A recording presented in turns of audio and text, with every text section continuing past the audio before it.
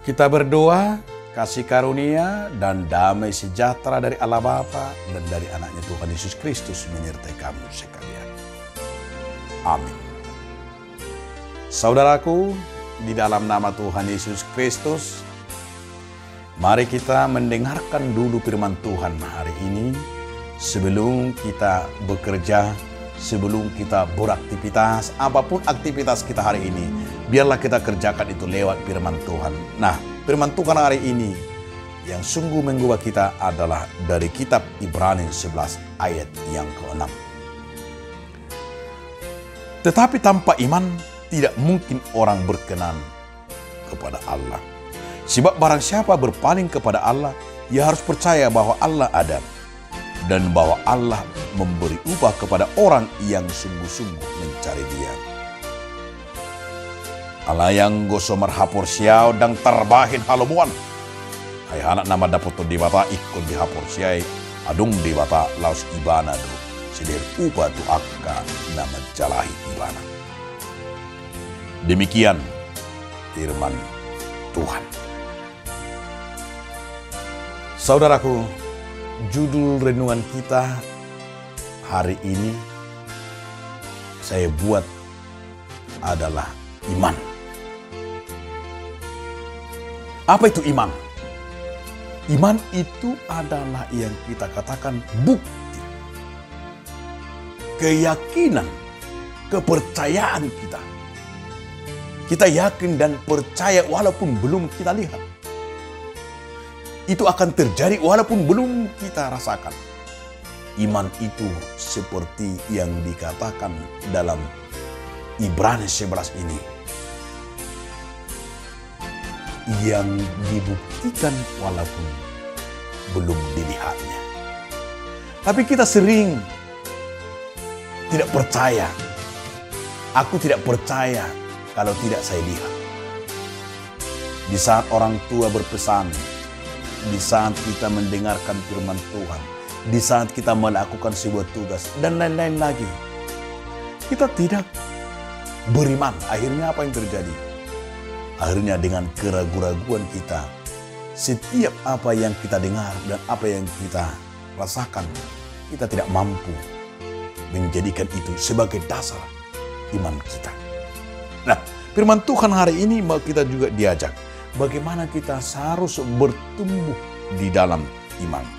Yang terus bertumbuh di dalam iman itu adalah percaya terus-menerus di dalam Yesus Kristus.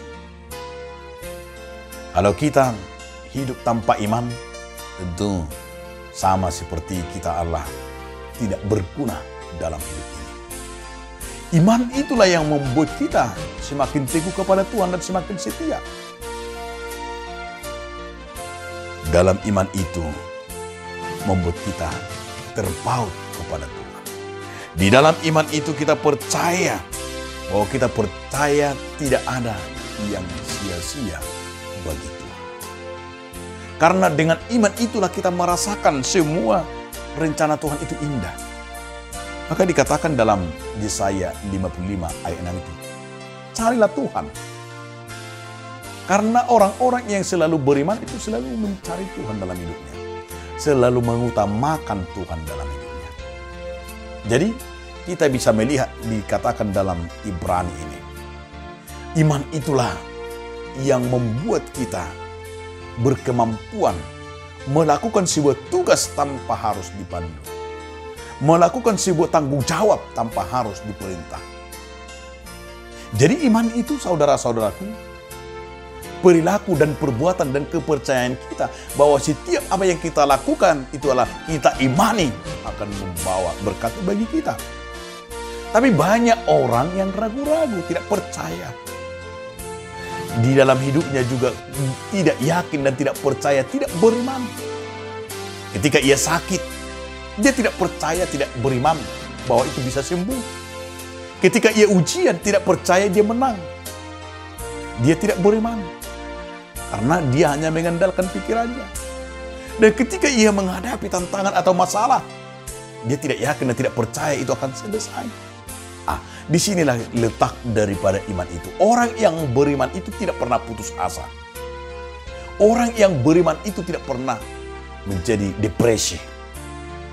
Orang yang beriman itu tidak pernah yaitu menjadi gila.